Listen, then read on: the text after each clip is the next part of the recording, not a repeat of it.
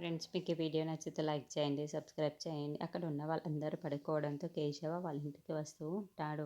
తన ఇంటిని చూసి చాలా బాధపడుతూ ఉంటాడు. ఈ ఇంటికి నేను దూరం అయిపోయాను అని చెప్పేసి చాలా ఏడుస్తూ ఉంటాడు. అక్కడ ఉన్న పిల్లల్ని చూసి ఇక్కడే ఉన్నారు పిల్లలు అని చెప్పేసి అనుకుంటూ బుజ్జి దగ్గరికి వచ్చి నీ గురించే నేను ఈ నిర్ణయం తీసుకున్నాను. మీ అమ్మకి ఏ రోజు ఎలాగైనా సరే చెప్పి మీ అమ్మ ప్రేమని మళ్ళీ పొందాలి అనుకుంటున్నాను. జరిగిన విషయం మొత్తం మీ అమ్మకి చెప్పేస్తాను అని చెప్పేసి రమ్య దగ్గరికి వెళ్తూ ఉంటాడు. ఇంతలో రమ్య కింద పడుకోవడం చూసి బాధపడుతూ ఉంటాడు. అయ్యో కింద పడుకుందా అని అనుకుంటూ ఇంతలో రమ్య కాళ్ళ దగ్గర కూర్చొని చాలా ఏడుస్తూ ఉంటాడు. రమ్య ఈరోజు ఎలాగైనా సరే అసలు విషయం ఏంటో నేను చెప్పేస్తాను అని చెప్పేసి అనుకుంటూ రమ్య కాళ్ళ దగ్గర కూర్చొని ఏడుస్తూ ఉంటాడు. అది చూడగానే అక్కడున్న రమ్య కాళ్ళకి కన్నీటి తగిలి ఒక్కసారి ఉలిక్కిపడి లేస్తూ ఉంటుంది. ఇంతలో అక్కడున్న కేశవాన్ని చూసి ఒక్కసారిగా షాక్ అయిపోతూ ఉంటుంది.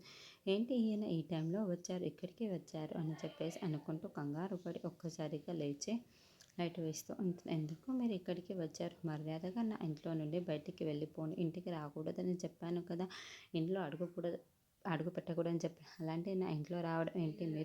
మీరు నా ఇంట్లోకి వచ్చారు అంటే నా కడుపులో బిడ్డ కూడా చాలా బాధపడుతూ ఉంటుంది. ఇలాంటి నాన్న తనకి కూడా అవసరం లేదు అని చెప్పేసి అంటూ ఉంటుంది. ఆ మాటలు వినగానే అక్కడున్న కేశవ మాత్రం రమ్య నేను చెప్పేది కాస్త విను అని చెప్పేసి అంటూ ఉంటాడు. ఇంతలో అక్కడున్న రమ్య మాత్రం ఏంటి మీరు చెప్పేది? ఇప్పటిదాకా చేసి చూపించారు కదా, చాలదా? ఇంకా ఏం చెప్పాలి అనుకుంటున్నారు? మర్యాదగా మీరు బయటికి పోండి అని చెప్పేసి తన డ్రెస్ని పట్టుకొని ఇచ్చేస్తూ బయటికి పంపించేస్తూ ఉంటుంది.